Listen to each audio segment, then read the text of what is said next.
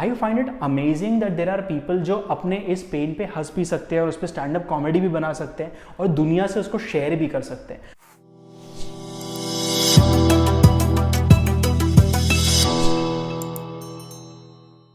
Hello and welcome to a new episode of the good talk podcast. हम आपके host, मैं हूं सागर और मैं हूं चर्चल. और हर हफ्ते की तरह we are back with a new topic to talk about, जिससे रिलेटेड कुछ स्टोरीज, कुछ एडवाइस, हमारे कुछ एडवेंचर्स हम आपसे शेयर करेंगे. एंगर, फ्रस्ट्रेशन, लोनलीनेस, इस तरह के बहुत सारे नेगेटिव इमोशंस हमें सराउंड कर लेते हैं जब हमारा हार्ट ब्रेक होता है.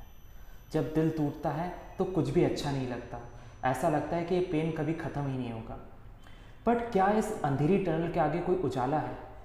और क्या हम अपने ब्रोकन हार्ट को मेंड कर सकते हैं? ये जानने की कोशिश करेंगे हम आज के एपिसोड में. And before we go ahead, क्या आपका दिल कभी टूटा है? क्या किसी ने आपके साथ धोखा किया है या आपका कभी ब्रेकअप हुआ है? अगर हाँ, तो do let us know in the comments and share with us कि किस तरह से आपने इस चीज़ से डील किया या करेंटली आप उससे डील कर रहे हैं. And with that let's begin today's episode. Let's go right ahead. तो अगर हार्ट ब्रेक भले ही किसी भी कारण से हुआ हो, हमारे पार्टनर ने हमारे पे चीट कर लिया हो, या किसी के साथ हम रहना चाहते हैं बट फैमिली की वजह से नहीं रह पा रहे हो, या कोई और कारण भी हो सकता है, बट हम सभी ने किसी ना किसी फॉर्मेट में दिल का टूटना ज़रूर देखा है. और जब दिल टूटता है तो ऐसा लगता है कि लाइफ ख़त्म सी हो गई, कुछ भी अच्छा नहीं लगता है, कुछ भी करने का मन नहीं करता है, और ऐसा लगता है कि जो पेन अंदर है, जो इतनी सारी नेगेटिव एनर्जी है, कभी ख़त्म ही नहीं होगी. एंड सरप्राइजिंगली हमारा दिल अगर पहली बार टूटता है तो तब तो हमें बुरा लगता ही है, बट जितनी बार वो टूटता जाता है उतनी बार हमें और बुरा लगता जाता है. सो ऐसा नहीं है कि एक बार आपने वो चीज़ कर ली तो now you have lived it और इसलिए next time it would be easier. It's definitely a bit easier, पर फिर भी हमें बुरा तो लगता ही है, उससे मूव ऑन करने में टाइम भी उतना ही लगता है. एंड सागर, ये बहुत इंपॉर्टेंट चीज़ है. जब दिल टूटता है तो हमें लगता है कि 2 दिन बाद भी हमें बुरा क्यों लग रहा है, 2 हफ्ते बाद भी हमें बुरा क्यों लग रहा है. बट अगर आपके हाथ में फ्रैक्चर हुआ होता तो क्या आप उस फ्रैक्चर को ठीक होने के लिए 1 से 2 महीने नहीं देते? बट जब कोई इस तरह का पेन जो कि साइकोलॉजिकल होता है, अंदर होता है, सोल को कोई पेन हो रहा था, तो हम उसे मेंड करने का टाइम नहीं देते हैं. And that is a very important distinction. अगर आपका हार्ट ब्रेक हुआ है तो उसे हील होने में टाइम लगेगा, और ये टाइम कोई लगना गलत बात नहीं है. अगर आपके हाथ में फ्रैक्चर हुआ होता या आपका एक्सीडेंट होता तो भी आपको हील करने में 1 महीना 2 महीना लगते, टोटली नॉर्मल होने में टाइम लगता. So give your self time. अगर आपको पेन हो रहा है, अगर आपको सैडनेस फील हो रही है, आपको हर्ट फील हो रहा है, आपको एंगर है, it is perfectly okay to feel all of those emotions. And this is the biggest distinction. हम उन सभी नेगेटिव इमोशन से भगने की कोशिश करते हैं, बचने की कोशिश करते हैं. Right. और जितना ज़्यादा हम उनसे बचने की कोशिश करते हैं, आप नोटिस करेंगे वो उतना ज़्यादा एग्रीवेट होके, उतना ज़्यादा निकल के आते हैं. आप जितना उन्हें दबाने की कोशिश करेंगे वो उतना ज़्यादा सरफेस होंगे. A better way to deal with it is कि आप उन्हें फील करने की कोशिश करें. वो हर्ट, एंगर, जो इमोशंस आ रहे हैं, आप उन्हें actually as an observer observe करने की कोशिश कीजिए कि आपको एक्चुअली लग कैसा रहा है. अगर आपको बहुत गुस्सा आ रहा है तो आप ऑब्जर्व करने की कोशिश कीजिए कि आपके मन में थॉट्स क्या चल रहे हैं. उन्हें लिखने की कोशिश कीजिए, किसी से शेयर करने की कोशिश कीजिए. एंड जितना ज़्यादा आप ये करेंगे, आप नोटिस करेंगे कि आपके अंदर दबे हुए जो पूरे इमोशंस हैं वो बाहर निकल रहे हैं. Right. और एक बार जब गुबार बाहर निकल जाता है, देन यू वुड फाइंड कि आपकी हीलिंग जर्नी बिगिन हो सकती है. And it does take time. और ये एडवाइस शायद सबसे ओल्डेस्ट एडवाइस है कि अगर आपके साथ कुछ भी बुरा हुआ है तो सिर्फ समय दो and it will B okay. And इसलिए कई लोग इससे पिस्ड ऑफ भी हो जाते हैं कि यार अब 5 साल हो चुके हैं but I am still not able to move on. अब 4-5 साल हो गए, मैं दूसरे रिलेशनशिप में आ गया हूँ and yet I still feel something for that other person and so on. So that is perfectly normal. ये मुझे भी बहुत समय बाद समझ में आया था कि ऐसा फील करना बहुत नॉर्मल है. जब तक हम अपने इमोशंस को कंप्लीटली लिव नहीं कर चुके, उनको एक्सप्रेस करके उनको लेट गो नहीं कर चुके, तब तक हमें बुरा लगता ही रहता है. And that is also hint कि अगर आपको बहुत टाइम हो गया है and you are still not able to move on, तो it's a good time to think about कि कोई ऐसा इमोशन, कोई ऐसा एंगर है जो आप अभी तक निकाल नहीं पाए. एंड इसलिए उस पर आप फोकस करके अपने आप को कन्फ्रंट कर सकते कि what exactly are you feeling. And जो भी आपको पता पड़ता है उसमें से कोई ज़रूरी नहीं है कि वो गुस्सा आप उसी पर्सन पे निकालें जिससे आप गुस्सा हैं, बट एटलीस्ट उसको अगर आप एक्नॉलेज करेंगे तो आप एक्सेप्टेंस की तरफ बढ़ने लगेंगे. आपको समझ में आएगा कि हाँ, जो भी हुआ था वो बुरा तो था, but now you have become a different person, you are moving on in life. और वो जैसे ही एंगर या वो दुख या फिर वो गिल्ट इन सम केसेस एक्सप्रेस हो जाएगी तो आप लाइफ में आगे बढ़ पाएंगे. इनफैक्ट सागर, अगर फर्स्ट रूल ये है कि हीलिंग टेक्स टाइम, तो सेकंड रूल ये भी है कि इट वुड गेट ओवर. आपको आज इस पॉइंट पे कुछ भी लग सकता है कि ये पेन कभी ख़त्म नहीं होने वाला है, ये सफरिंग कभी एंड नहीं होने वाली, बट ट्रस्ट मी, हम सभी ने हार्ट ब्रेक्स देखे हैं. And there comes a day जब आप उसे लेट गो कर पाते हैं और आप आगे बढ़ पाते हैं. It might take 1 month, 2 month, 6 months, 2 years but it would get over. और जब आप ये रियलाइजेशन अपने अंदर लेके आते हैं कि जो पेन और सफरिंग है एक दिन खत्म हो जाएगा, तब आप थोड़ा बेटर तरीके से उस पूरी जर्नी को अप्रोच कर पाते हैं। जैसा कि आपने कहा सागर कि कई बार ऐसा होता है कि हम कई सालों तक उस सफरिंग को एंड नहीं कर पाते हैं और मूव ओवर नहीं कर पाते। उसका सबसे बड़ा कारण ये है कि हम डीपली फील नहीं करना चाहते कि हमें हो क्या रहा है। हम बचने की कोशिश करते हैं, हम सप्रेस करने की कोशिश करते हैं अपने इमोशंस को। जब हार्ट ब्रेक होता है तो एक सबसे पहला कॉमन रिस्पॉन्स होता है चल दारू पीते हैं, राइट। एंड जब भी आप इस तरह के किसी पेन को दारू में दबाने की कोशिश करते हैं, ज़्यादा सोशली एंगेज करने की कोशिश करते हैं, आप किसी बिट्रेल को इस फॉर्म में ट्रीट करने की कोशिश करते हैं कि अगर इसने मेरा दिल तोड़ा है तो मैं 10 लोगों से अफेयर कर लूँगा और बदला लेने की कोशिश करूँगा। जब भी इस तरह की नंबिंग टेक्निक्स आप यूज़ करते हैं, आप बहुत नेटफ्लिक्स देखने लग जाते हैं, आप पूरे टाइम टीवी और मोबाइल में घुसे रहते हैं और अपने आप को ऑक्यूपाइड रखते हैं नंब करने के चक्कर में ताकि आपका पेन नंब हो जाए, आप नोटिस करेंगे कि वो लंबा खिंचता जाता है। अगर आप चाहते हैं कि आपका हार्ट पेन एक्चुअली में क्योर हो, आप बेटर हो पाएँ और आप इस पूरी साइकिल को एंड करें, सो बड़ा ज़रूरी है कि आप उसे एक्चुअली फील करें। अपने पेन को एक बार ऑब्जर्व करने की कोशिश करिए from a third person perspective कि आपके माइंड में थॉट्स क्या आ रहे हैं। अगर हर्ट की फीलिंग है तो क्या फीलिंग है, अगर आपको लग रहा है कि आपके साथ बिट्रेयल हुआ है, आपको धोखा मिला है, तो एग्जैक्टली आपके मन में क्या बातें चल रही हैं, उन्हें लिखने की कोशिश करें। और जितना ज़्यादा आप उन्हें लिखेंगे, जितना ज़्यादा आप उन्हें सरफेस अप होने देंगे, उतना बेटर आप फील करेंगे। आपके अंदर बहुत सारी एनर्जी है, उसे निकलना तो है। आप उसे दबा दबा के बहुत मुश्किल से निकाल सकते हैं या आप उसे लेट आउट कर सकते हैं। और जैसे ही आप उस पूरी एनर्जी को लेट आउट कर देंगे, आप नोटिस करेंगे आपको बहुत लाइट लगने लग गया है। So feel those emotions and get over with them. And this is like time only. जैसे टाइम के बारे में कहा जाता है कि आपको बहुत टाइम लगेगा या it takes time, so being busy is another very normal advice जो हम सबको देते हैं कि जस्ट बी बिजी। और हम सबके लिए वो बिजी होने का या नम होने का अलग अलग तरीका होता है। कुछ लोग काम में बहुत ज़्यादा डूब जाते हैं, they just over work a lot and stay in the office for long and try to kind of stop thinking about that, ताकि वो घर जाएंगे ही नहीं तो उस बारे में सोचेंगे ही नहीं। कई बार हम, जैसे कि आपने कहा, अल्कोहल को यूज़ करते हैं या अदर ड्रग्स को इवन यूज़ करते हैं। हम जो आजकल के ड्रग्स हैं, सोशल मीडिया या फिर नेटफ्लिक्स और इन चीज़ों को यूज़ करते हैं अपने आप को नम करने में, या फिर हम कोशिश करते हैं कि हम दूसरी चीज़ों में डूब जाए। जैसे कुछ लोग सॉन्ग्स बहुत ज़्यादा सुनते हैं, they keep listening to the same songs over and over and वो याद करके उसी लूप में घूमते रहते हैं।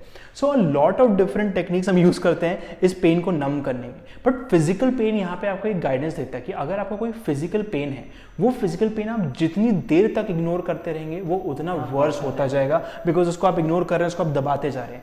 फॉर एग्जाम्पल, एक मॉडर्न प्रॉब्लम जो हम सबको होती है इस बैक पेन। अगर आप बैक पेन पे काम नहीं करो और उसको बहुत टाइम तक होने दो और किसी भी तरह से बस मूव लगा के काम चलाते रहो, तो कुछ टाइम तक तो ये वॉलनी और मूव आपको हेल्प करते हैं। But there will be a time जब आपका बैक बोल देगा कि भाई अब बहुत हो गया, अब मेरे को फुल दर्द ही देना है तुमको, and I am not gonna let you escape. आपकी फीलिंग्स के साथ एग्जैक्ट सेम चीज़ होगी। आप जितना उनको दबाते रहेंगे, जितना उनको इन सब टेक्निक से इग्नोर करने की कोशिश करते रहेंगे, इन सब ट्रिक्स को लगाते रहेंगे ताकि आप उस बारे में सोचें नहीं, कभी ना कभी वो बैंडेड आपके अगेंस्ट काम करेगा और फिर जहाँ पे सिर्फ छोटा सा घाव था वो बहुत बड़ा घाव बन जाएगा एंड बहुत बड़ी प्रॉब्लम हो जाएगी। So whatever happens in physical pain, the same thing will happen with emotional pain as well. तो उससे डील करना, उसको फेस करना हमेशा ज़्यादा अच्छा एडवाइस होता है। In fact Sagar, there is a classical distinction. जब हम बात करते हैं कि आपको डिस्ट्रैक्शंस नहीं यूज़ करने चाहिए, हम कभी ये नहीं बोल रहे कि आपको प्रोग्रेस नहीं करना चाहिए। आपको प्रोग्रेस डेफिनेटली करना चाहिए, and there is the distinction. जब आपका हार्ट ब्रेक हुआ होता है तो अगर आप प्रोग्रेस करते हैं, आप ग्रोथ की तरफ जाते हैं, तो वो हीलिंग में हेल्प करता है। बट अगर आप डिस्ट्रैक्शंस यूज़ करते हैं तब वो हीलिंग को रोकता है। जैसा कि आपने कहा कि अगर आप मूव लगाते हैं तो आप नंब तो कर देते हैं उस कुछ समय के लिए उस पेन को, बट जैसे ही मूव का असर खत्म होता है वापस वो पेन बबल अप हो जाता है। राइट। द अपोजिट हैपन्स जब आप ग्रो करने की कोशिश करते हैं। तो इंस्टेड अगर आप अपने बैक को स्ट्रॉन्ग करने की कोशिश करेंगे तो उस वक्त तो थोड़ी तकलीफ होगी, अगर आप बैक की एक्सरसाइजेस करेंगे, आप फिजियोथेरेपी लेंगे, बट जैसे ही वो एक्सरसाइज करके आप बाहर निकलेंगे तो 1 हफ्ते बाद, 2 हफ्ते बाद, क्योंकि आप ज़्यादा स्ट्रांग हो गए हैं, आप ज़्यादा ग्रो कर गए हैं, अब वो पेन अपने आप सबसाइड होता जाएगा क्योंकि आपकी मसल्स रिकवर कर गई हैं।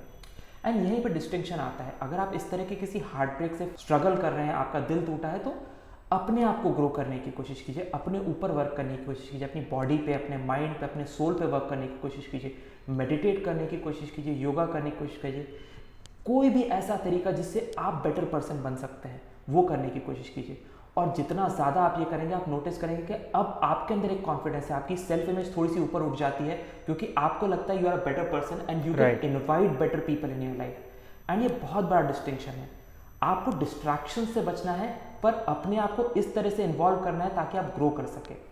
सो सेट अ गोल। ऐसा नहीं है कि आप लाइफ में आगे बढ़ना बंद कर देंगे, बट यहाँ पे कीवर्ड्स है ग्रोथ एंड प्रोग्रेस। तो अगर आप आगे बढ़ रहे हैं तो वेरी मच चांसेस आर कि जो पर्सन आपकी लाइफ में पहले था वो वापस नहीं आने वाला है। तो जब भी आप गोल सेट कर रहे हैं या कोई भी चीज़ पिकअप कर रहे हैं, ये बात ध्यान रखिए कि कहीं भी आपका नैरेटिव या आपके माइंड में ये बात नहीं है कि मैं ये कर लूंगा तो फिर वो पर्सन वापस आ जाएगा। Because this is very important कि आप पास्ट में वापस नहीं जा रहे हैं, आप फ्यूचर में आगे जाने की कोशिश कर रहे हैं। तो आपका हर गोल, आपकी हर चीज़ आपको आगे बढ़ने में हेल्प करनी चाहिए। हम कहीं भी ये नहीं करना चाहते कि हम एक्सपेक्ट करें कि सेम पर्सन हमारे लाइफ में वापस आ जाए।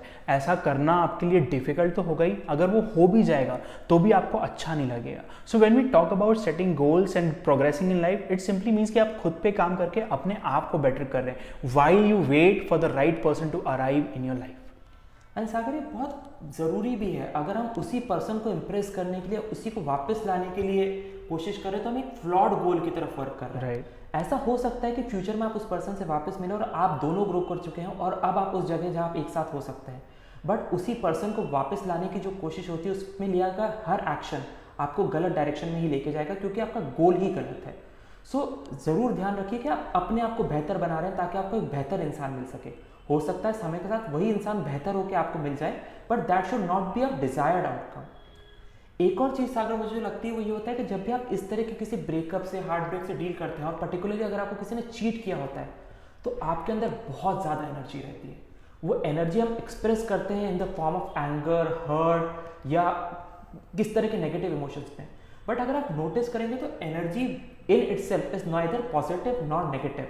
एनर्जी का खुद का कोई नेचर नहीं होता है, जस्ट एज इलेक्ट्रिसिटी का खुद का कोई नेचर नहीं होता। आप इलेक्ट्रिसिटी से फूड कुक कर सकते हैं, अपने एटमॉस्फेयर को कोल्ड कर सकते हैं, लाइट चालू कर सकते हैं, and at the same time आप इलेक्ट्रिसिटी को लोगों को शॉक देने के लिए भी यूज़ कर सकते हैं। तो इलेक्ट्रिसिटी एक टाइम पे जान ले भी सकती है और आपकी ज़िंदगी में बहुत सारी जान दे भी सकती है। उसी तरह जब आपके साथ हार्ट ब्रेक होता है, और पर्टिकुलरली उस फॉर्म ऑफ हार्ट ब्रेक होता है जहाँ पे आपको किसी ने चीट किया है, तो आपके अंदर बहुत सारी एनर्जी होती है। उस एनर्जी को आप कैसे यूज़ करने वाले हैं वो डिफाइन कि आप लाइफ में कहाँ जाएंगे। बहुत से लोग उस एनर्जी को नम करते हैं, और जैसा कि हमने पहले डिस्कस किया, is not a good way to deal with that energy. बहुत से लोग उसको डिस्ट्रक्टिव वेज में यूज़ करते हैं कि वो दूसरों को बुरा बोलने में, दूसरों को हर्ट करने में, सामने वाले को से रिवेंज लेने में उस एनर्जी को यूज़ करते हैं। अगेन आप नोटिस करेंगे कि जितना ज़्यादा आप रिवेंज लेने के लिए कोशिश करते हैं, वो एनर्जी से आपको कोई फ़ायदा नहीं होता और कभी भी आपके अंदर आपको क्लोजर नहीं मिलता है। ऑन द कॉन्ट्ररी, अगर आप उसी एनर्जी को यूज़ करेंगे अपने आप को बेटर बनाने के लिए, तो आप काफ़ी आगे तक जा सकते हैं। सागर, आप खुद एक आर्टिस्ट हो और आपने सुना भी होगा कि हर आर्टिस्ट का कुछ ना कुछ एक बहुत ही सैड ब्रेकअप रहता है, उनका दिल कहीं ना कहीं टूटा होता है, और उसी एनर्जी को लूज करके उन्होंने अपने आर्ट को फ्लरिश करने में कोशिश की थी। आर्टिस्ट के केस में ये चीज़ बहुत विजिबली दिखती है, बट अगर आप नोटिस करेंगे तो ये सभी चीज़ें हमारे साथ भी होती है। कई बार कोई ऐसा हर्टफुल इवेंट हमारी लाइफ में होता है जो हमें बहुत मोटिवेट कर देता है अपने आप को बेटर बनाने के लिए। This is the same form of hurtful event जो हमारे साथ वापस हुआ है, और उसकी एनर्जी को हम यूज़ कर सकते हैं अपनी लाइफ में ज़्यादा हैप्पीनेस, ज़्यादा ग्रोथ, ज़्यादा सक्सेस लेके आने के लिए। So instead of using that energy to fuel negativity, आप उस एनर्जी को यूज़ कर सकते हैं बहुत सारा पॉजिटिव अपनी लाइफ में लाने के लिए। आपको जस्ट उस एनर्जी को चैनलाइज करना है इन अ बेटर डायरेक्शन। और जब भी ये एनर्जी हमारे अंदर बबल होती है तो हम एक पर्टिकुलर थॉट लूप में भी जाते हैं। हम कई बार सोचते हैं कि ऐसा हमारे साथ क्यों हुआ होगा, या उसने हमारे साथ ऐसा क्यों किया, एंड सो ऑन। एंड अक्सर what we are actually looking for is a reason, and we are looking for closure, कि किसी तरह से हमें कोई एक स्पेसिफिक रीजन मिल जाए जिससे वो बात खत्म हो जाए and we can move on. And unfortunately chances are कि क्लोजर आपको सामने वाले पर्सन से नहीं मिल सकता है। हो सकता है कि उसने आपको चीट किया हो या नहीं किया हो, पर नो मैटर उसने जो भी किया है उससे आपको क्लोजर मिलेगा, इसकी कोई गारंटी नहीं है। कई बार आपको रीज़न पता चल जाता है and then that reason is not enough. कई बार आपको ऐसा कुछ इन्फॉर्मेशन मिलता है जिससे आपको और बुरा फील होने लगता है। So do not depend on the other person to give you closure. एक मूवी है 500 डेज ऑफ समर, जिसमें जो लीड कैरेक्टर्स है उनका एक अफेयर होता है, काफ़ी लंबा चलता है, and then they breakup. And काफ़ी आगे जाके उस मूवी में जो लड़की रहती है वही बंदे को कुछ रीजंस दे के उसको मूव ऑन करने में हेल्प करती है। Now that is a movie. Real life में इसके चांसेस बहुत कम है। In fact one of the things जो हम रिकमेंड करेंगे कि आप जिस भी पर्सन से आपका ब्रेकअप है उससे सारा कॉन्टैक्ट तोड़ लें। तो अगर आप उनसे सारा कॉन्टैक्ट तोड़ लेते हैं तो there is no way that you can talk to them about giving you reasons, talk to them about giving you closure. तो अगर आपको उनसे कोई रीजंस नहीं मिलने वाले तो आप अपने माइंड में बार बार सोच के कोई नए रीजंस नहीं निकाल पाएंगे, आपको पता ही नहीं चलेगा कि क्या हुआ। रीजंस बहुत सारे हो सकते हैं, हो सकता है इनफैक्ट कि आपकी भी उसमें कुछ गलती हो, बट वो चीज़ हो चुकी है, वो चीज़ पास्ट में है। एंड इसलिए इस एनर्जी को पॉजिटिव चीज़ों में यूज़ करना ज़रूरी है। जब भी आपको वो एंग्जाइटी लगे या वो एंगर लगे तो एक बार उसको एक्नॉलेज करके एंड फिर अपने लाइफ की गोल्स की तरफ काम करना would actually help you get closure then actually trying to उस पर्सन से बात करके या उसके लाइफ के बारे में जान के। एंड सागर, यहाँ पे दो चीज़ें मैं मेंशन करना चाहूँगा। पहला तो out of site is out of mind, and ये चीज़ हम बहुत बार इग्नोर कर जाते हैं। कई बार ब्रेकअप होने के बाद भी हम दूसरे पर्सन की सोशल मीडिया प्रोफाइल स्कैन करते रहते हैं। एंड आज के समय में जब हर इंसान अपनी पूरी लाइफ सोशल मीडिया पर डालता है, आपको कभी क्लोजर नहीं मिल सकता। आप बार बार देखेंगे, आप उसे हंसता हुआ देखेंगे और आपको ज़्यादा बुरा लगेगा। आप उसे दुखी देखेंगे तो भी आपको बुरा लगेगा कि वो मेरे बिना दुखी है। So there is no end to it. So अगर आपका ब्रेकअप हो ही चुका है तो बेस्ट एडवाइस है कि आप सारे फॉर्म्स ऑफ कम्युनिकेशन तोड़ दें। आप हर तरह के सोशल मीडिया से उन्हें ब्लॉक कर दें। आप एक्चुअली उनसे मिलना बंद कर दें। जिन भी सोशल सर्कल्स में आप जाते हैं जहाँ पे वो पर्सन है, उन सोशल सर्कल्स में तब तक जाना बंद कर दें जब तक आप पूरी तरह से हील नहीं हो चुके हैं। And the second thing is finding reasons, जो आपने कहा। एंड मुझे लगता है कि जब हम रीजंस ढूंढने की कोशिश करते हैं तो कोई भी रीजन सेटिस्फैक्टरी नहीं लगता। That's right. एंड उसका कारण ये है कि उस हार्ट ब्रेक से जो हुआ वो पेन होता है, वो इतना बड़ा होता है कि कोई भी रीज़न उसे जस्टिफाई नहीं कर पाता। तो अगर हम बोलते हैं कि हमें अच्छा लगना बंद हो गया था इसलिए हम मूव ऑन करना चाहते हैं, हम दूसरे पर्सन के साथ जाना चाहते हैं, और ये रीज़न अगर आप किसी को देंगे या आपको किसी ने ये रीज़न दिया है तो आपको लगता है ये बहुत ही स्टूपिड रीज़न है क्योंकि आपका पेन इतना बड़ा है, उसके सामने रीज़न बहुत छोटा है। And this happens with all the reasons. कोई इंसान कोई भी रीज़न आपको दे देगा, that reason would never bring you closure. Esther Perel एक बहुत ही फेमस रिलेशनशिप काउंसलर है एंड वो बेसिकली अफेयर्स के बारे में लिखती हैं। एंड वो उस बुक में बताती हैं कि जब कोई कपल उनके पास आता है जो कमिटेड रिलेशनशिप में रहता है और एक पार्टनर ने चीट किया होता है या वो दोनों साथ में नहीं रह पाते हैं और वो आगे बढ़ना चाहते हैं, तो सबसे पहली एडवाइस वो उन्हें देती है कि कभी भी वाई मत पूछना और कभी भी रिवेंज लेने की बात मत करना, क्योंकि अगर इन दोनों लूप्स में फंस गए तो आपको कभी भी क्लोजर नहीं मिल सकता। अगर आप हील करके आगे बढ़ना चाहते हैं तो आपको इन दोनों क्वेश्चंस को वहीं ख़त्म कर देना पड़ेगा। उसने मुझ पर चीट क्यों किया, या उसने ऐसा क्यों किया, या मुझे क्यों हर्ट कर सकता था, इन सब का आंसर्स कोई भी इंसान कुछ भी दे दे वो कभी भी सेटिस्फैक्टरी नहीं होगा। एट द सेम टाइम जितनी कोशिशें आप रिवेंज लेने की करेंगे, आप नोटिस करेंगे कि वो हॉट कोल को हाथ में पकड़ने जैसा है। आप सामने वाले पे तो एक बार फेंकेंगे पर जितनी ज़्यादा देर वो कोल आपके हाथ में रहेगा वो आपको उतना हर्ट करता रहेगा। सो do not fall in the loop कि जहाँ पे आप रिवेंज लेना चाहते हैं या जहाँ पे आप वाई क्वेश्चंस पूछना चाहते हैं। एक्नॉलेज कि कुछ हो चुका है जो गलत था, जिससे मुझे बहुत हर्ट हुई है, and start on with your healing journey. हम बहुत बार एक्नॉलेज और एक्सेप्टेंस वर्ड यूज़ करें तो I just want to talk about that कि एक्सेप्टेंस एक्नॉलेजमेंट होता क्या है एग्जैक्टली। कई बार हमें लगता है कि हमारे साथ कोई चीज़ हो गई है एंड इसलिए क्योंकि वो हो गई है हमें पता है and we have accepted it, but this is not actually true. हम बहुत साल निकाल देते हैं किसी चीज़ को एक्सेप्ट करने में। जस्ट एज एन एग्जाम्पल, अगर मैं आपको आपकी स्कूल लाइफ को याद करने को कहूँ एंड आपसे कहूँ कि कोई नेगेटिव एक्सपीरियंस जो आपको किसी टीचर या किसी फ्रेंड के साथ हुआ है उसको याद करने की कोशिश कीजिए एंड देन देखिए कि उससे आपको थोड़ा हर्ट या थोड़ा अजीब लगता है कि नहीं। अगर आपको लगता है तो दैट इज़ अ की इंडिकेटर कि आपने अभी तक भी उस चीज़ को एक्सेप्ट नहीं किया है। तो जब इतने बचपन की चीज़ भी हम आगे भी एक्सेप्ट नहीं कर पाते, हार्ट ब्रेक जैसी चीज़ को एक्सेप्ट कर पाना डेफिनेटली टाइम लेता है, थोड़ी स्किल्स लेता है एंड सो ऑन। तो जो भी बातें हम यहाँ पे कर रहे हैं they are logical and you probably know about them, but of course उसके बावजूद भी आप मूव ऑन नहीं कर पा रहे हैं। उसका सिंपल रीज़न ये है कि इन चीज़ों पे काम करते करते आगे जाके एक्सेप्टेंस आएगा। And while you wait for acceptance, while you do that, make sure कि आप अपनी लाइफ फिर भी उस तरह से शेप कर रहे हैं जैसे आप उसको फ्यूचर में जीना चाहते हैं। क्योंकि आप अगर आगे बढ़ रहे होंगे तो आपको कहीं ना कहीं पता पड़ जाएगा कि हाँ अब मैं उस चीज़ से मूव ऑन हो गया हूँ। बट जब तक वो टाइम आता है, जब तक वो एग्जैक्ट मोमेंट आता है, तब तक don't stop your life, do not just wait here for things to be great and then move forward. Just move forward and things will start to be good again. And Sagar, ये बहुत अच्छी चीज़ आपने कही कि just start moving forward and automatically चीज़ें ठीक हो जाएंगी। और ये उसी चीज़ पे लेके आता है कि आपको ये बिलीफ लेके आनी पड़ेगी कि this suffering will get over. एक चीज़ मुझे लगता है जो बहुत हेल्प करती है एक्सेप्टेंस लेके आने में, वो है जर्नलिंग। अगर आप किसी ऐसे पर्सन से ओपन अप नहीं करते आप सकते जिसको आप बहुत ट्रस्ट करते हैं, so another good way to open up and accept all those feelings and acknowledge them is journaling. जब भी आपको नेगेटिव फील होता है, स्टार्ट राइटिंग एंड इमीडिएटली 1 दिन 2 दिन 1 हफ्ते में आपको उसके बेनिफिट्स नहीं दिखेंगे। बट जब आप कंटिन्यूसली एक्सरसाइज करते हैं कि जब भी आपको नेगेटिव फील होता है, जब भी आपको एंगर आता है, फ्रस्ट्रेशन आता है, हर्ट फील होता है, आप लिखना चालू कर देते हैं। आफ्टर सम टाइम आप उसके बेनिफिट्स देखने लग जाएंगे। आपको रियलाइज़ होगा कि कैसे वो हर्ट धीरे धीरे कम होने लग गई है। फिर आप एक दिन उठा के अपना पुराना जर्नल पढ़ने की कोशिश करेंगे और आप नोटिस करेंगे कि ये जो चीज़ें लिखी थी ये एग्जैक्टली मैं अब इससे रिजेंबल नहीं कर पा रहा हूँ, मैं फील नहीं कर पा रहा हूँ ये पर्टिकुलर चीज़ है जो मैंने डे 1 पे शायद लिखी थी। And that would be a indicator कि आप मूव ऑन करने लग गए हैं।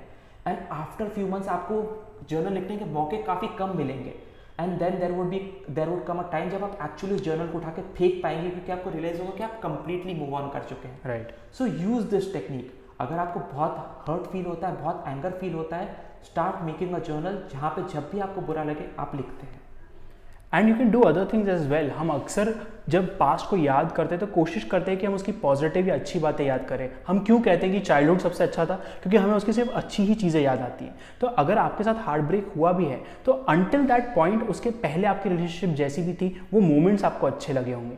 तो whenever you do recall that person, जब उनकी इमेज आपके माइंड में आती है, try to smile. It will be a very fake smile. आपको वो स्माइल करने में तकलीफ होगी, आपको डेफिनेटली नेगेटिव बातें याद आएंगी, बट एटलीस्ट उस स्माइल से आप उसमें थोड़ी सी पॉजिटिविटी ऐड कर पाएंगे।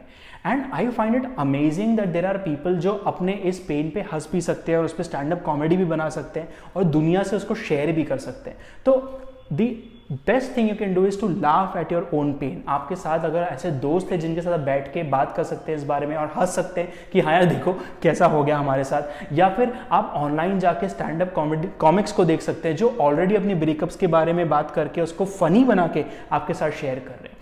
इससे होता ही है कि आपको दो चीज़ें करने मिलती। एक तो ऑफकोर्स अपने पेन पे लाफ करने से आप पॉजिटिव होते हो एंड यू रियलाइज कि आप अकेले नहीं हो।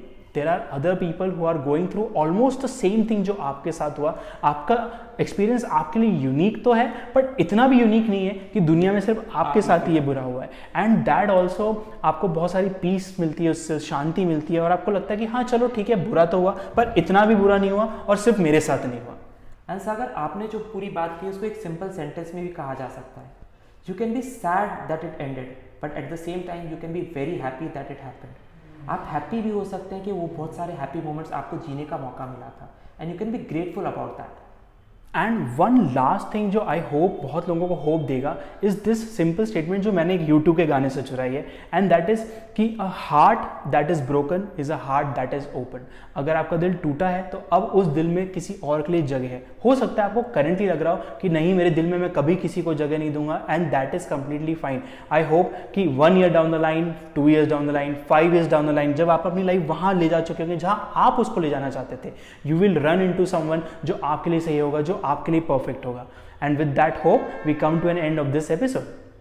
आई होप हमारे टिप्स आपको हेल्प करेंगे अपने ब्रोकन हार्ट को मेंड करने में। अगर आपको एपिसोड अच्छा लगा है तो मेक श्योर कि आप हमारे चैनल को सब्सक्राइब करें and share this video with as many people as you can, ताकि उनका भी ब्रोकन हार्ट मेंड हो सके और वो भी अपनी लाइफ में अच्छे से हैप्पीनेस के साथ आगे बढ़ सके। With that, we come to an end of this episode of the Good Talk podcast. हम आपके होस्ट, मैं हूं सागर और मैं हूं Churchill, saying bye bye. Bye bye.